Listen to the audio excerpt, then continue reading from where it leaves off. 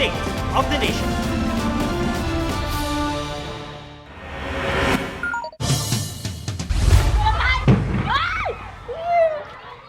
Dumagundong ang malakas na pagsabog mula umano sa mga pumutok na LPG tank at kuryente sa gitna ng malaking sunog sa Santa Mesa, Maynila kaninang umaga. Tanaw yan hanggang sa Skyway. Kumuha na ng tubig ang mga bombero sa kalapit na San Juan River para mapabilis ang pag-apula. 40 residente ang naapektuhan. Wala namang naiulat na nasugatan o nasawi. Patuloy pang inaalam ang sanhi ng sunog. Ilang mga taga-suporta ni dating Pangulong Rodrigo Duterte ang nagtipon sa labas ng International Criminal Court sa The Hague, Netherlands. Nakabang sila sa pagdating doon ng dating Pangulo. Sa pinakahuling impormasyon, nasa airspace na ng Germany ang chartered flight ni Duterte. Bandang hating gabi, oras dito sa Pilipinas, ang inaasahang oras ng paglapag ng eroplano sa Rotterdam Airport na malapit sa The Hague. Dediretso sa ICC si Duterte para harapin ng ICC kaugnay sa reklamong crimes against humanity. Bago ngayong gabi, ilang Pilipino ang kabilang sa 14 na tripulante ng cargo ship na bumangga sa isang oil tanker sa North Sea malapit sa England, United Kingdom. Sa ulat ng Reuters, bukod sa mga Pinoy, may mga Russian din na katrabaho nila sa container ship na Solong. Bumangga ito sa nakaangklang oil tanker na Stena Immaculate. Parehong nasunog ang dalawang barko. Inaalam pa kung Pinoy o Russian ang isang naitalang nawawala mula sa cargo ship na pinaniniwala ang nasawi na. Arestado naman ang Russian na kapitan nito. Ligtas naman ang 23 American crew ng oil tanker. Sinisika pa ng GMA Integrated News na makakuha ng update mula sa Department of Migrant Workers. Anumang sandali lalapag na sa The Netherlands ang eroplanong lulan si dating Pangulong Rodrigo Duterte. Pero bago siya nailipad kagabi, naging tensyonado ang tagpo sa Villamor Air Base. May report si Ian Cruz.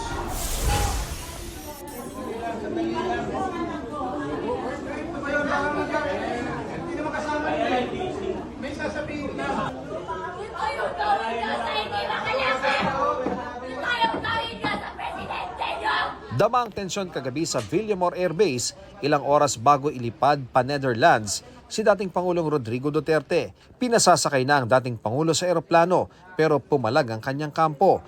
Makikita sa video na hawak ng isang lalaking nakapolo ang anak niyang si Kitty at tila inilalayo. Yung mga ganun na reaction, expected video yan kasi pamilya. Sabi pa ni Duterte, hinihintay niya ang anak na si Vice President Sara Duterte. Ang anak ko pupunta dito. Ang sabi ko, ang abogado ko, ang anak ko na babae. They can visit you at your detention center. Hindi matatapos ito, sir, pag hindi kayo sumunod.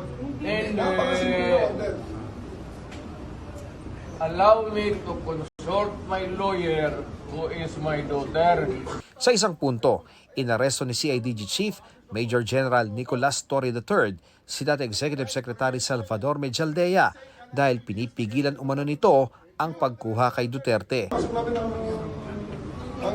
ginawa ko. Nakatayo na ako dito. Sir, Bitawan mo ako, sabihan mo. ayan, sir. Bitawan mo na ako, artist ako. Bitawan mo ako. You are under arrest for obstruction of justice 1829, sir. Let's go. Sige. Posas, please. Posas. Posas! Posas! Ali, posas! Mag-aalas 9 ng gabi, nakasakay sa eroplano si Duterte. Pero 11:03 PM na ito nakalipad. Bandang alas 8 ng umaga kanina, dumating ang eroplano sa Dubai para sa layover. Nakausap ng dating Pangulo ang anak na si Kitty at nananghalian. Mag-alas 4 ng hapon, lumipad na ang eroplano diretso na sa Rotterdam, Netherlands. Ayon sa isang source, humiling ang pamilya Duterte sa embahada sa Amsterdam na alalayan siya pagdating sa The Hague. Pero hindi raw pumayag ang ICC dahil sa issue ng seguridad. Batay sa protocol mula sa eroplano, ite-turn over ng mga otoridad ang dating Pangulo sa mga kinatawan ng ICC. Mula sa airport, dadalhin si Duterte sa ICC detention facility. Bantay sarado ito ng mga barbed wire, electric fence at CCTV camera. Kumpleto ito sa mga pasilidad, selda kada detainee at access sa gym, kusina at computer. Alinsunod sa protocol, sa selda isasagawa ang booking procedure kay Duterte, saka siya ihaharap sa pre-trial chamber 1 na humahawak sa kaso niya. 3 babae ang mga hukom sa pre-trial chamber 1. Presiding judge si Yulia Motok mula sa Romania, na isang dekadang nagsilbing hukom sa European Court of Human Rights. Judge Rain Alapini Gansu mula Benin sa Africa na naging hukom sa Permanent Court of Arbitration at Judge Socorro Flores Liera mula Mexico, isa sa mga naging aktibo sa pagbuo ng ICC sakaling makitaan ng basihan ng crimes against humanity laban kay Duterte saka sisimula ng trial o paglilitis. Bubuo ng trial chamber at magkakaroon ng mga bagong hukom ayon kay ICC Assistant to Counsel Attorney Cristina Conti. Ang paglilitis sa isang kasong crime against humanity pwedeng tumagal ng 8 taon. Pinakamabilis na raw ang 2 taon. Git naman ni Pangulong Bongbong Marcos, sumunod sa proseso at iginalang ang karapatan ng dating Pangulo sa pag-aresto sa kanya. Nilinaw rin ng Pangulo na ang pag-aresto kay Duterte ay pagtupad sa obligasyon ng Pilipinas sa International Police o Interpol. Hindi natin mahindian ang Interpol. Pag sinabi sa atin, tulungan nyo kami, kailangan namin kunin itong taong ito. Dahil kung maalala ninyo, lahat ng mga tumakas dito sa Pilipinas, kagaya ni Alice Go, kagaya ni Arnie Tevez, kung sino-sino pa, pati naman yung mga human trafficking sa Myanmar, pati sa mga nadadamay. Ian Cruz nagbabalita para sa GMA Integrated News. Matapos mabigong makita ang ama kagabi, sinundan ni Vice President Sara Duterte si dating Pangulong Rodrigo Duterte na inilipad pa The Hague sa The Netherlands. Lumipad kaninang umaga si VP Sara at nag-layover sa Dubai. Nasaan bukas ang dating niya sa Amsterdam.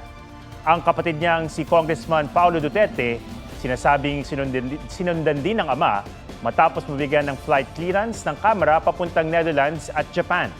Samantala, hindi kinatigan ng Korte Suprema ang hiling na temporary restraining order ni na dating Pangulong Duterte at Senator Bato de la Rosa para pagbawalan ng gobyerno na makipagtulungan sa ICC at Interpol. Ayon sa Supreme Court, bigo ang mga petitioner na magpakita ng malinaw na karapatan para agarang maglabas ng TRO. Binigyan ng hanggang 10 araw para magkomento sina Duterte at de la Rosa. Nagsagawa naman ng special raffle ang SC para sa magkahiwalay na petisyon ni Davao City Mayor Baste Duterte at Kitty Duterte para iutos na ibalik sa Pilipinas at iharap sa kanila ang ama.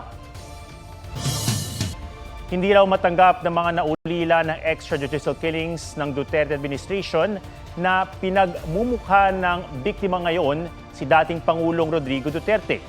Hindi rin daw sila kontento na si Duterte lang ang mananagot sa drug war. Nais silang panagutin din ng mga kasamahan ng dating Pangulo. Sa panayam naman ng Super Radio DZBB, sinabi ni Attorney Cristina Conti, ICC Assistant to Counsel, na nakatitiyak daw siyang may 3 pangalan sa dokumento ng ICC. Noon pa raw, sinisilip ng ICC na bukod kay Duterte, responsable rin ng mga dati niyang PNP chief na sina Senator Bato de la Rosa at retired Police General Oscar Albayalde. Si de la Rosa sinabing handa siyang magpaaresto kung isyohan din siya ng arrest warrant ng ICC. Sinisika pa ng GMA Integrated News na makunan ng reaksyon si Albayalde.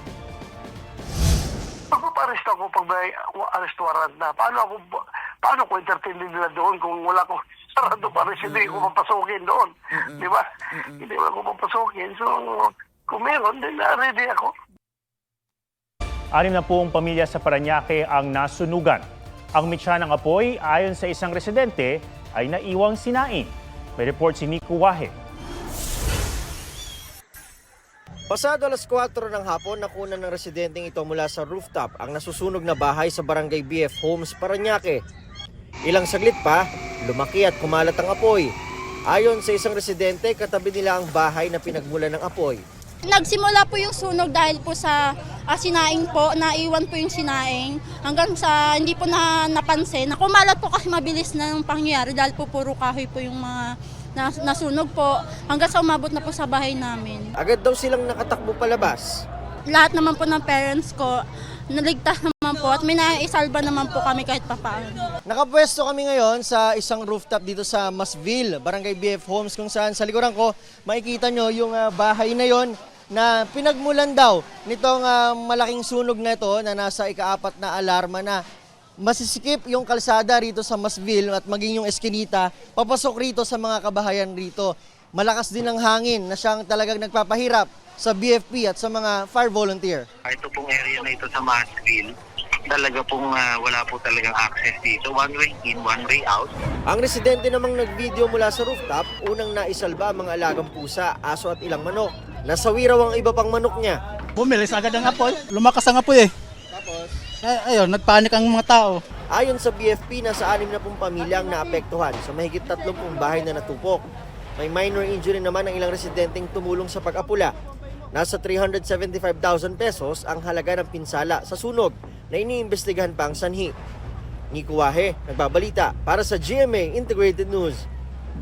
61 araw bago ang eleksyon 2025, patuloy ang pag-iikot ng mga senatorial candidate para talakayin ng mga tututukan nilang mga pangangailangan ng taong bayan.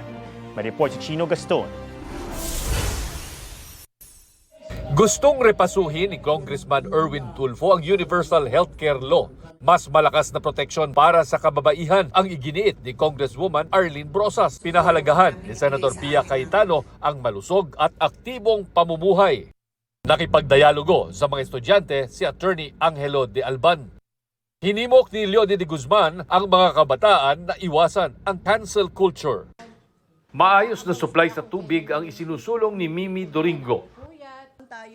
Kontra naman sa jeepney modernization si Modi Floranda. Hustisya sa mga biktima ng extrajudicial killings ang isusulong ni Amira Lidasan.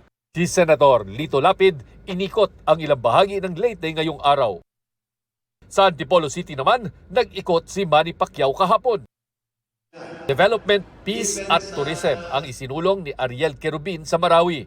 Patuloy naming sinusundan ang kampanya ng mga tumatakbong senador sa eleksyon 2025. Chino Gaston nagbabalita para sa GMA Integrated News. Agency ni Korean superstar Kim Soo-hyun na bida sa hit series na My Love from the Star at Queen of Tears, mariing itinanggi ang mga alegasyong nagkaroon sila ng 6-year romantic relationship ng namayapang aktres na si Kim Seron. Nag-ugat ang issue sa pahayag ng isang Korean YouTube channel na naging girlfriend umano ni Soo-hyun noong 27 years old siya, ang nooy 15 years old pa lang na si Seron. Dahil sa mga kumakalat na espekulasyon, nagbanta ang agency ni Soo-hyun na gagawa ng legal na hakbang. Nandito tayo ngayon sa talagang puso ng Santo Cristo, ang kalye Makasalanan. Teaser trailer ng upcoming Kapuso film na Samahan ng Mga Makasalanan inilabas na. Pinagbibidahan niya nina David Ticauco at Sanya Lopez na huling napanood sa Pulang Araw. Filipino content creator na Yana Guerrero, naka-dance collab si Lisa ng Blackpink. Hirit tuloy ng Philo Blinks. Sana all!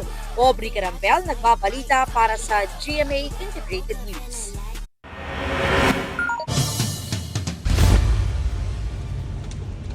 Ay, Dios mío.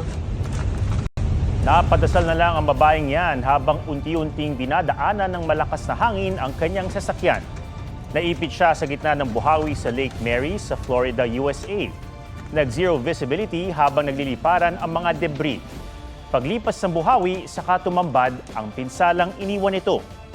Ayon sa US National Weather Service, ilang bahagi ng Florida ang sinalanta ng naturang buhawi. Walang sugatan ngunit ilang bahay ang nasira at nawalan ng kuryente.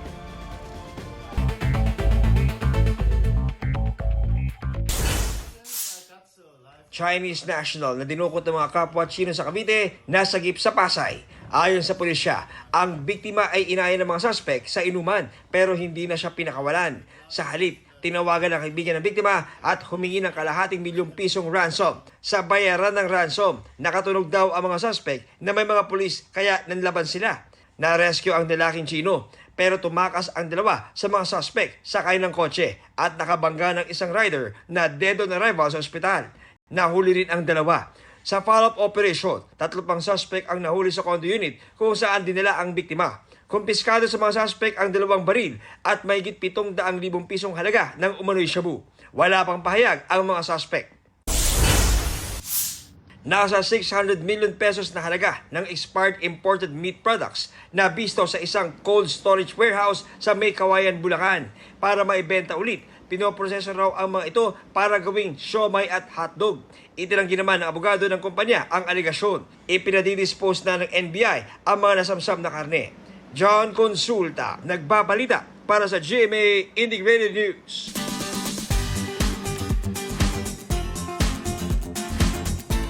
When life hits hard, just paint. Yan ang distress or bonding ng isang komunidad sa Makati na nabuo dahil sa simpleng pag-watercolor. Usuan na yan sa report ni Oscar Oida.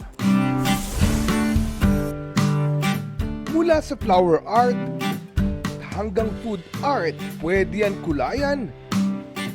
Kasama ng grupong ito.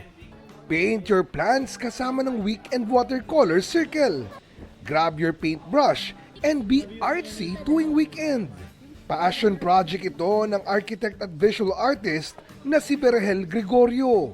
Passion project na nagsimula lang daw noon sa simpleng coffee meet-up ng kanyang mga kaibigan. Nung una 3 lang kami, and then parang yung sumunod na session was 15 na kami. Hanggang lumago ito at naging isa na ang community. Bukas daw ang community for all ages at sila na ang bahala kung wala kang art materials. Professionals, may doctors, may lawyers, may mga very adventurous people na mga hikers, nag-join, surfers, may mga bata, may mga mom na gusto mag-bond with their kids. Sa ngayon, sa ilang cafe sa Makati City muna isinasagawa ang kanilang art sessions. I hope magawan ko ng paraan to make it happen din sa ibang cities. I wanna reach communities din na walang access, or communities or institutions na walang access sa visual arts or sa arts in general. Ang simpleng pagbibinta, tunay na nagbibigay kulay daw sa buhay ng kanilang joiners. Life gets better daw because of the weekend watercolor sessions. Parang kasi it's more than just a painting na at this point. Nakakita sila ng group na parang bagong tahanan daw for them home. And doon ko na-realize na parang I'm doing something nice. Sa mga gustong sumali, be open and maybe try joining us.